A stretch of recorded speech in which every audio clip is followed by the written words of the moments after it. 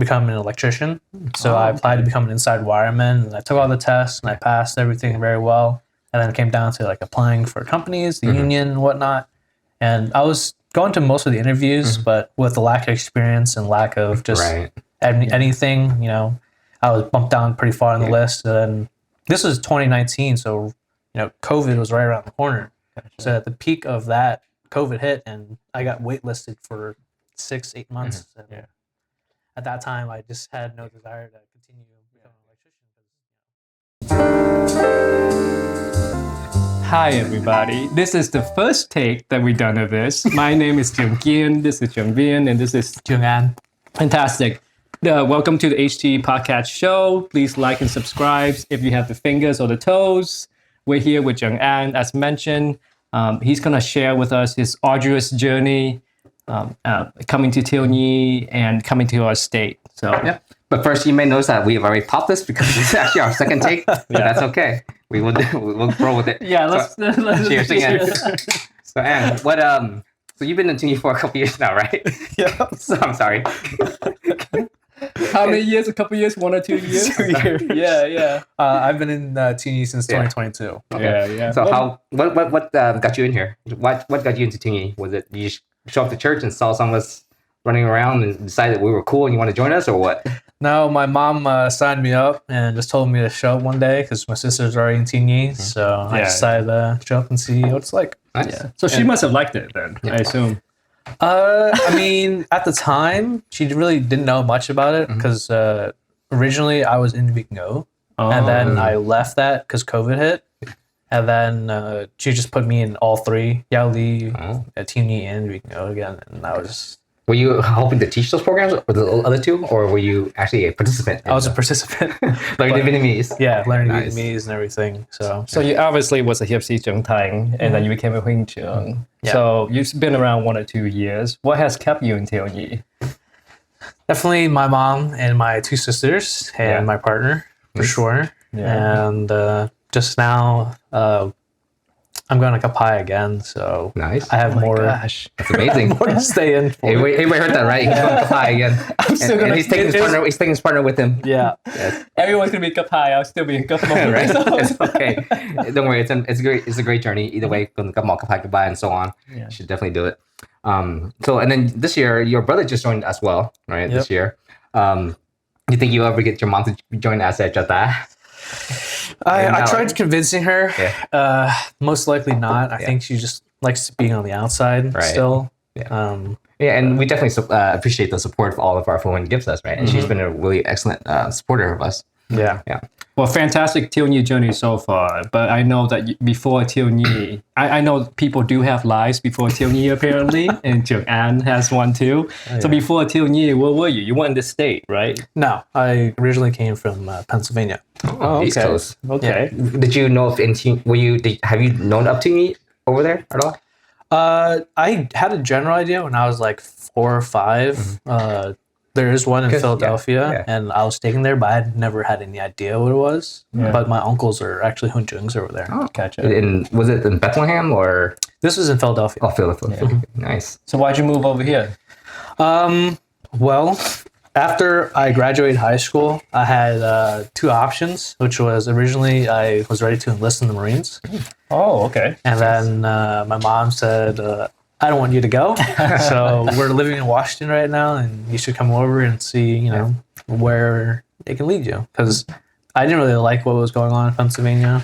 And What was it because of there's no opportunities, or just socially, or it was what just, did you like about it?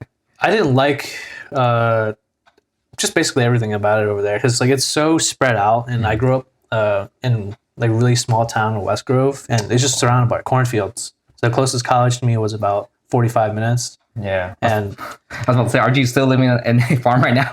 yeah, I'm still living on a farm, but it's a lot closer to everything. But it was just back then, there's no opportunities for me, and I couldn't see a future going to college. Gotcha. So that's why you thought about the Marines. Yeah. There was no future around. Yeah. Gotcha. And for me, I always liked the military, and I would like, just going, exploring and seeing the world. But But the funny thing was that I actually considered that myself as well. Back from after high school, I took the ASVAB test.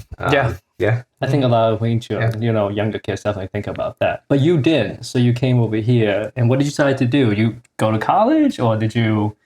Well, right off the bat, I wanted to become an electrician. So I applied to become an inside wireman, and I took all the tests, and I passed everything very well. And then it came down to like applying for companies, the union, and whatnot. And I was going to most of the interviews, but with the lack of experience and lack of just anything, I was bumped down pretty far on the list. And then this was 2019, so COVID was right around the corner. Gotcha. So at the peak of that, COVID hit, and I got waitlisted for 6-8 months. And at that time, I just had no desire to continue becoming an electrician because How long did it take for the test? Like, if someone wants to start this journey to be an electrician, what's the first step? Like, did the test, was it just like study on your own pace, or did you actually take a program to take those tests? There's two options. There is a program where you can get enrolled, and it'd be like a 6 to 8 week course. That's not bad. And then there's another option where you can just wing it and just go straight out of it's like a general education to see how well you are, proficient you are in English and math, and you can just go to any union or electronic area to take the test, and it's like a 3-hour long test. It's 1.5 hours for each section, and they'll give you a grade overall. I would think that's a lot easier than just going to like 4-year university for like doing electrical engineering degree, right? Gotcha. Sounds like that makes a lot of sense, right? Because you were thinking the trades, I assume, right? Yeah. It's like college, or you go to the trades, and the trades is always going to be something that people need, and also you don't have to pay all of the huge college bills. Yeah, right. And for trade wise, my uncle is a journeyman carpenter, and I've have a friend who's also in HVAC and plumbing. So I would kind of become an electrician, and then the three of us we could have our own business of doing all three, because once you're licensed, then you don't have to hire anyone. That's really expensive. Yeah, when you first told me about electrician, a part of my back of my mind is like, I need him on my side, right? I was kind of like, go do it, so that I could get cheap electrician rates, right? Yeah. Because electricians get paid a lot. Yeah, they do. And more so, they cost a lot. Yeah. They cost a lot. Because you renovated one of your houses before, so. But you made me very angry that you didn't go into it, because I was hoping to use your uncle, and everything, and you guys could just do the whole house. So it seems like COVID happened, and then it's just kind of threw everything off. Yeah, from there I had to just crumble down and rebuild from up. And I was wondering like, well, I'm not doing anything, and the first thing I'm like, I need to get a job. So I saw a listing for UPS, and they were paying pretty good. So that was my first official job. Was this right after COVID or during COVID? This was during COVID, like 2020, end of 2020, 2021, when they just started lifting up the mandatory lockdowns. Gotcha. Weren't you living? Was that in Seattle? Were you living in Seattle at the time, or? I was living out in Graham. Okay. Yeah. So majority of the time, like when I first came here, we moved a lot. It was Lakewood. Yeah. And then I moved from Lakewood to Spenaway, and then Spenaway to Graham. Yeah. So I've been all around just Washington State in the last couple of years. Gotcha. So those 3 interviews, you say it was like 2 or 3 interviews. It didn't work out, especially because during COVID. Was there? You think there were other reasons besides it didn't work out because of COVID and because you just didn't have experience?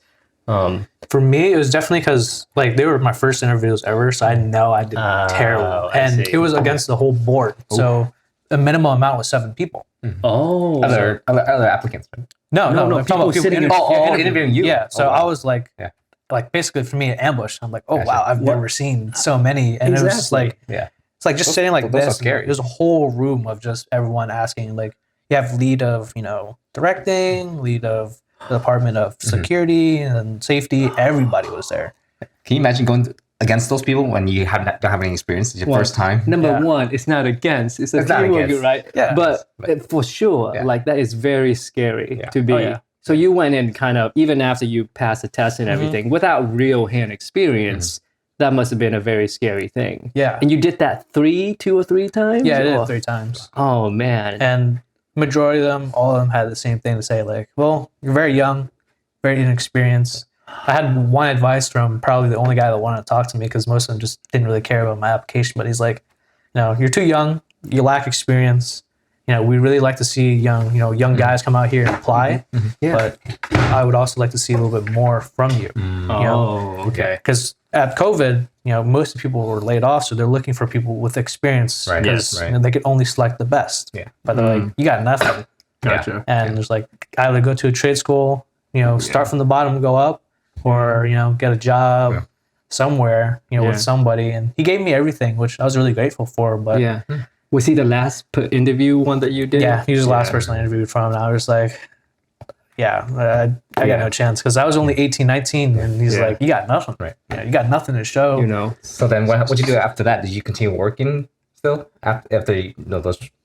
Yeah, I went straight to UPS, and then I went to another job as a auto detailer. Yeah.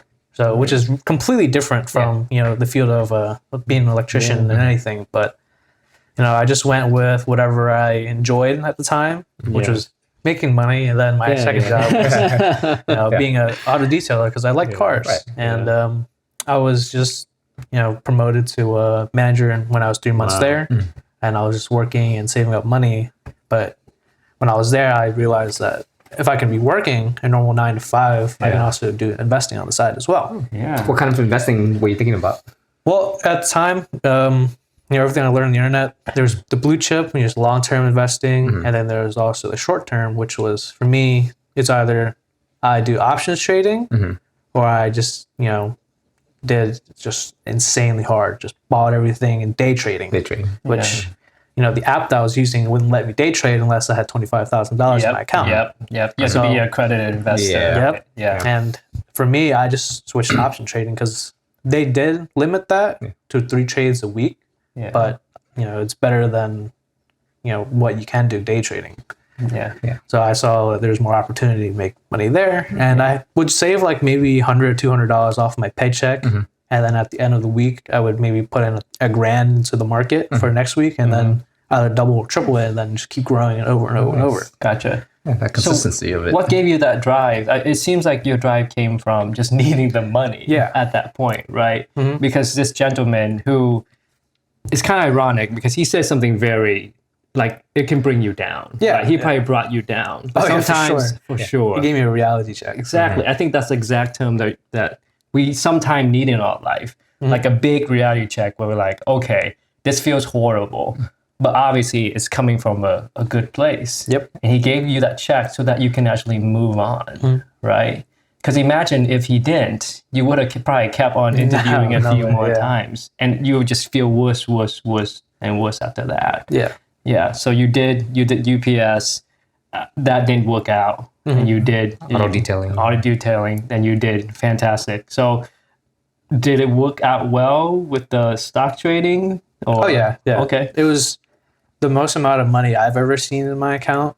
And I got to the point where I could help my parents, but they wouldn't take it because they're like, well, we don't want your money. Like every single parent is never going to ask for it. But it got to the point where I was like, well, I have everything I want. I'm happy at home. I have a really supporting family.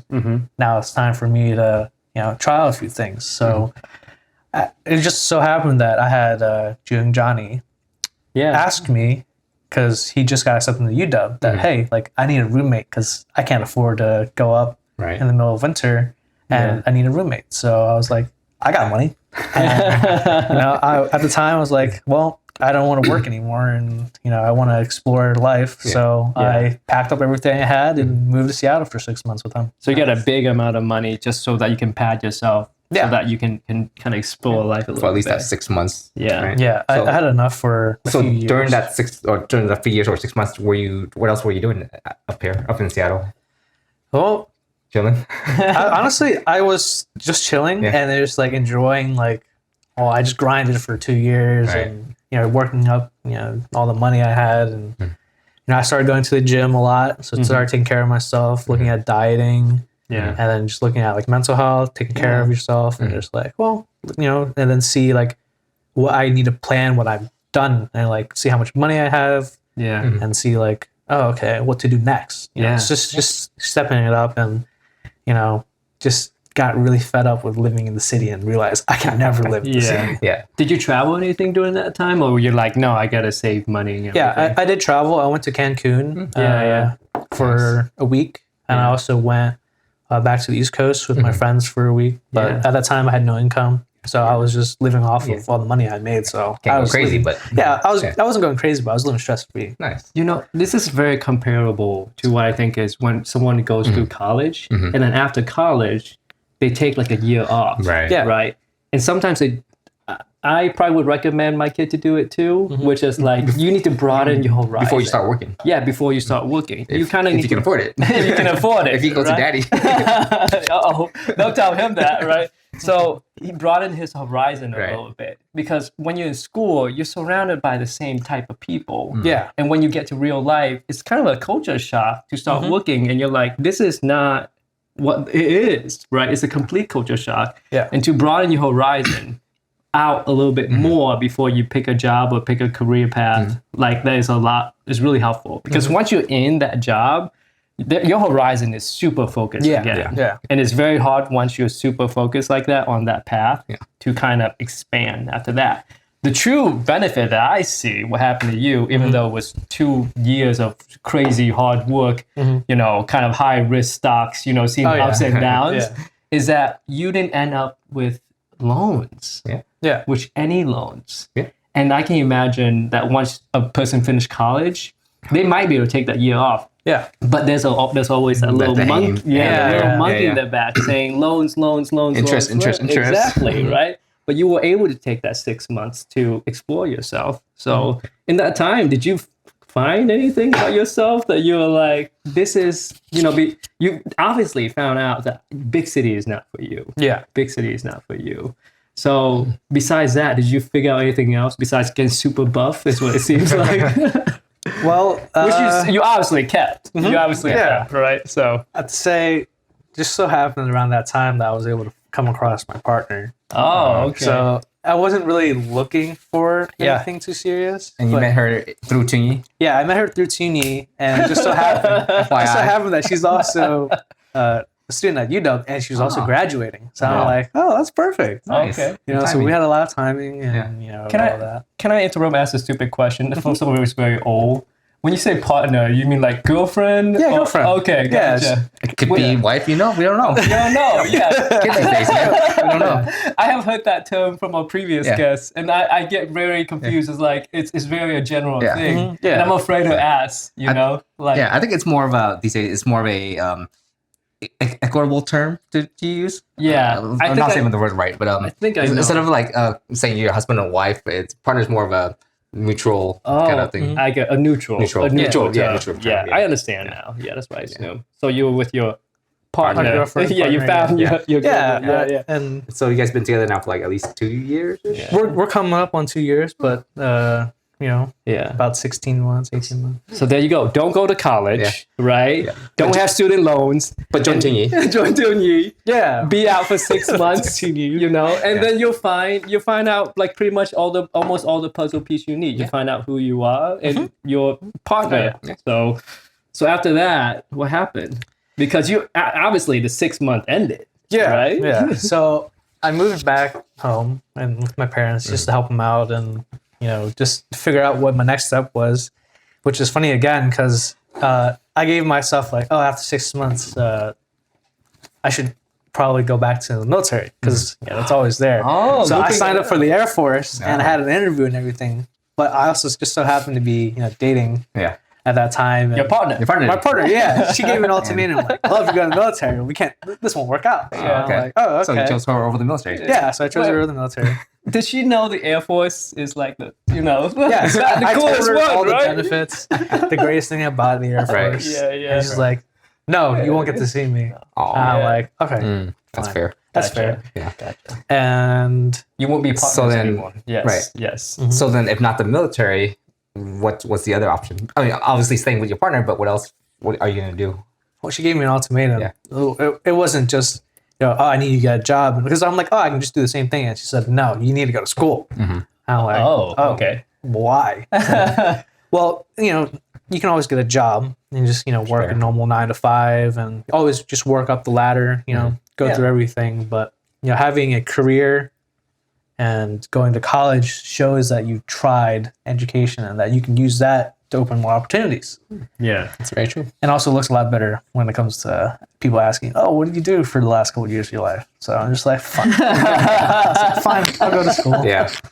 I mean, it sounds important now as you're doing it. Yes, absolutely. But, once you start working, it's not going to matter. But yes, I agree. It makes the person more well-rounded and helps you out a lot, getting to those jobs. Your partner sounds like your wife already. Yeah. It seems like. And you know what? And that's the kind of partner you want, right? Someone to encourage you and help you progress in your life, right? Not someone who's going to keep you where you are stagnant or drag you down or anything. Mm-hmm. So what you pick? Or what did your partner pick?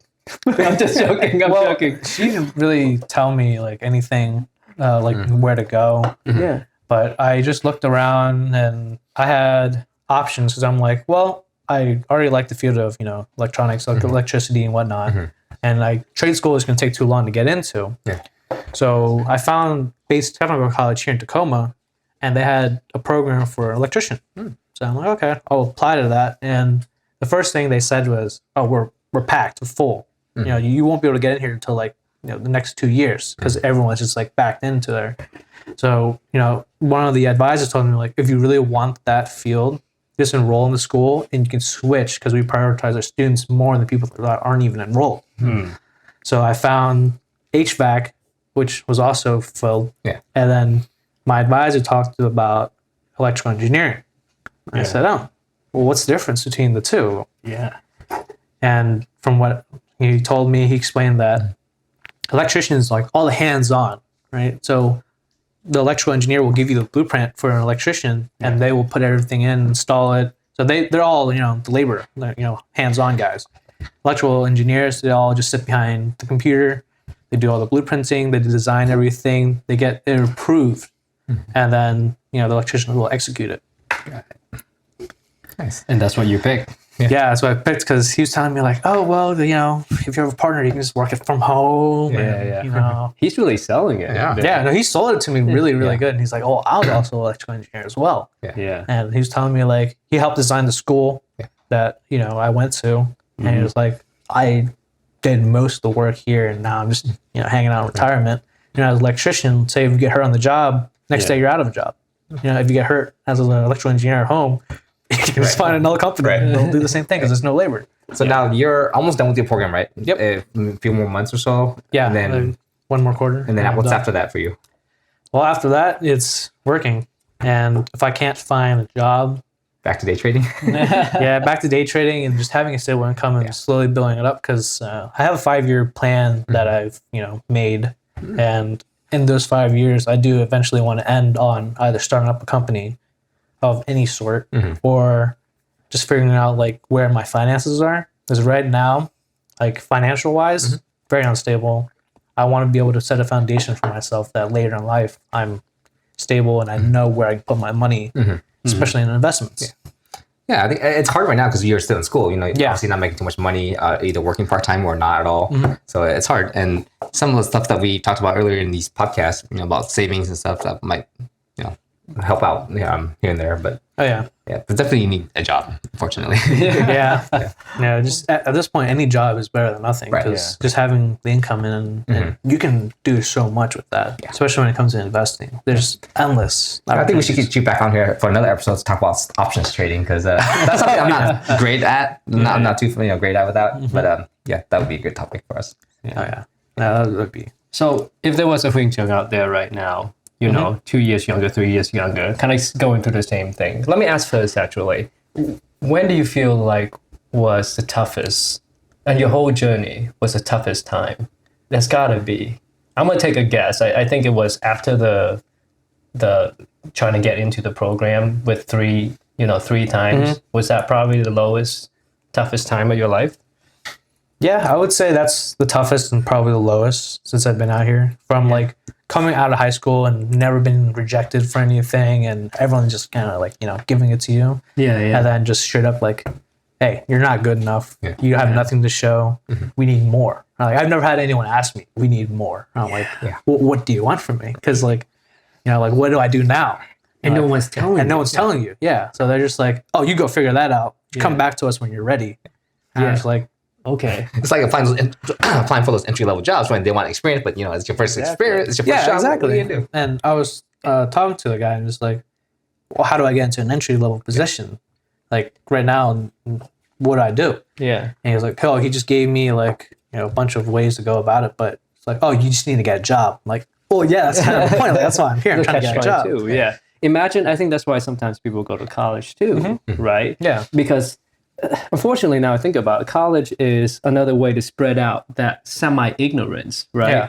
The ignorance of real life of people just not handing things to you, right? You got that right away because you went straight from high school to try to get a job. Yeah. Imagine someone goes 4 years of college and they kind of got a degree that didn't really give them a lot of hands-on stuff. Exactly. They come out, they're in the same exact situation, but with a huge student loan. Yeah, with that. And now they really don't know if they want to commit to their degree. Well, they have to. Yeah. After 4 years, it's too late, right? And there's some people that come out and they're like, well, I've done this for the last 4 years, and obviously I can't get a job because everyone else wants the same thing. So what do I do now? Yeah. Exactly. Yeah, I think we do see that even within our Hunjungs right now, we have Hunjungs who are studying a particular majors that I see would be very difficult for them to get jobs in that field. Yeah. Same thing that I studied. It's not going to be easy for them. So even if you do it again, would you go the same route that you did, which is try to get some real life experience right away, and then go to kind of a normal, I wouldn't say normal, but traditional school afterwards? Or would you go, hey, straight from high school into this electrical engineering program? Which one would you pick? I would do the same exact thing because, like most of the time when people just finished high school and you're 18 and you have no idea what you were setting up for the next 4 years. Right. Instead of those next 4 years, you can just figure out like, oh, what you do like, what you don't like. It's a lot easier than to just go into school. And I'm surprised most of the time they just give you student loans for people that have never had anything with money before, which is ridiculous to me. Gotcha. Because for me, like I figured out in 4 years that I really love working hands-on and electronics. And I probably would have never figured it out if I was still in Pennsylvania going to school because I originally wanted to become a financial advisor. Yeah. Looking at it now, numbers, I mean, Yeah. it's really boring and working under someone like, hey, you spent too much money here or you're not doing enough there. Yeah. It doesn't sound like something I would want to do. Yeah. But that's very cool, though. Yeah. That's very cool. You definitely know more about yourself, but you only know more about yourself because you're putting yourself in a very difficult situation. And that's another reason why people go to college right away, because then you don't have to, you can follow the rules and go to a straight path versus putting yourself in very difficult situation. Right? Oh, yeah. So imagine a Hui Jung out there, as handsome as yourself, but younger. Right. Maybe not as muscular because they haven't gone through that 6 months. I'm not to the gym yet. Yeah, they haven't been to the gym yet. Oh, yeah. No partners, no girlfriend, boyfriend, partner, whatever, right? Husband, wife. And they're at their lowest point right now. They just got out of school, right? High school. And they got rejected by maybe not 3, but 4 interviews. Yeah. So not even 21, but 28 people, right, rejected you. What would you say to them? well, first things first, just get a job, whether it's working at a gas station or any grocery store, like, get some money coming in and figure out, how money works. Because most high schoolers have no idea how money works. Right there. That's And important. before you go to college, you got to be willing, like, to bite the bullet. Like, okay, my semester would be like 10,000. Is there something I'm willing to put into it to go to school to go through with it? If not, then what's the point? Because you have to be able to see it from start to finish, especially with school. I see a lot of people go in and they're just changing the major, changing this, doing that, but they don't realize that that money is not free. Yeah. You're spending somewhere. It's coming from somewhere. Yeah. High school was free, but it was because other people were paying taxes for you. Right. College is on a whole nother level. You're paying for yourself. Yeah. So And people, because it's a loan, people don't think that's real money until you have to pay Yeah, because they don't see it. yeah. and they don't see the value of the money. So that's like amazing advice, right? Yeah. So learn how money works and then figure out what you like to do and where you can put your best time and effort into either making a career out of it. If you really like cars, I've one of our, kids went really deep and committed into detailing, which is great because he figured that out for himself. But most people were just like, oh well, I don't really know what to do, so I'm just gonna go to college for the next 4, 6, 8 years, and I'll end up wherever. Wait, were you talking about my godson? Yeah. Well, I really appreciate you sharing the story, and also I think your family must have done an amazing thing because they supported you through this very unknowable times, right? I'm a parent now, and I can't imagine. A part of me does want them to grow and learn and figure things for themselves, but it hurts. Yeah, It hurts to see that. And so it was amazing. And I know your mom, and I really appreciate your mom, just kind of pushing you through and supporting you through the whole time so you can do this. And that's probably why you mentioned, that they play a big role in it. Oh yeah, definitely my biggest supporters, especially my mom. She's seen me fail. Right. Yeah. Constantly. She's like, that's okay. Just get back up and try again. Try again. Try again. Yeah. If you always need something, we're always here. Yeah. If you need a house, we're here. If you need food, we're here. I had, to me at the time, I felt like I had everything. And now I feel like I have nothing. And I'm like, oh, we're still here for you. At the end of the day, they're very crucial to where I am. Sure. And I wouldn't be here without them for sure. So bringing it back to Tingy now. Do you think any of this experience has helped you in Tingy or the reverse? Has Tingy helped you in any way in your life? I would have to say yes. It's just the confidence, because in Tingy was the first time I had to do any skits or talking in front of people. Or doing, looting, all of that. I, in school, hated just doing any type of exposure for other people. Because, I've always been very camera shy, very, reserved. And Tingy made me just go out. You have to open up. We're not forcing you to do this, but it's a great opportunity to do so. Yeah. And, and now I feel more confident about who I am and, what I talk about, and especially when it comes to teaching my students. I know most of them probably find me very boring, but hey, you guys are here to learn. You guys want to listen, pay attention. It's up to you Not guys. boring. It's just you have a very calming voice. So very calming voice. Before we end, I do want to point out one thing that Jung An did is that I think this is very true with any time when you're going through tough times and you don't know where to go, just do something. Yeah. Because when you didn't know what to do, you told us to just find a job. Find whatever job it is, make money, right? Yeah. Do something. And it could be the smallest thing, but that smallest thing will help you guide you through the next thing. You might think why would I be work for UPS? That's not what I want to do. Oh, exactly. Exactly. Right? Why did I do this? But the fact is you don't know what to do right now, and sitting around thinking about it isn't going to help. Yeah. Do something. Yeah. So that's very profound that you said that. And I really appreciate how you gather all the information about your life and that you can just share and kind of give us that nugget of wisdom. So plus as a sorry my voice today. As a recruiter or as a company, I want to see that I do want to see that you're doing something, right? I don't care what it is, even if you don't have experience, right? Rather than doing nothing and you have a big gap in your employment history, right? Yeah. At least you're doing something, you're out there.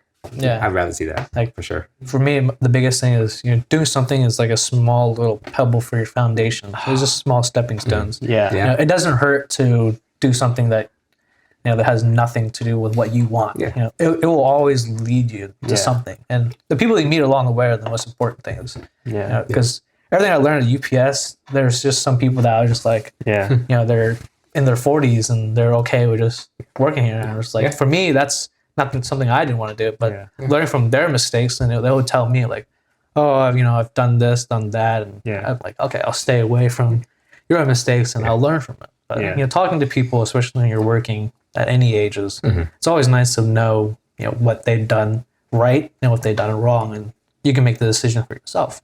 So pebble for your stepping stone. I think that's a good. That's good. I'm gonna next time I see you, I'm gonna throw pebbles at you and say, "Here's a pebble for your stepping stone." I really appreciate it. Yeah, I really appreciate that you share kind of a tough story with us. So thank you, Jung An. Remember to like, subscribe, comment, anything, follow us. Ask us questions, email us. If you have any questions, email us at the htshowpodcast@gmail.com. DM us. Finally, I'm saying this for the first time. Thank you, guys. Thank you. You and your partners.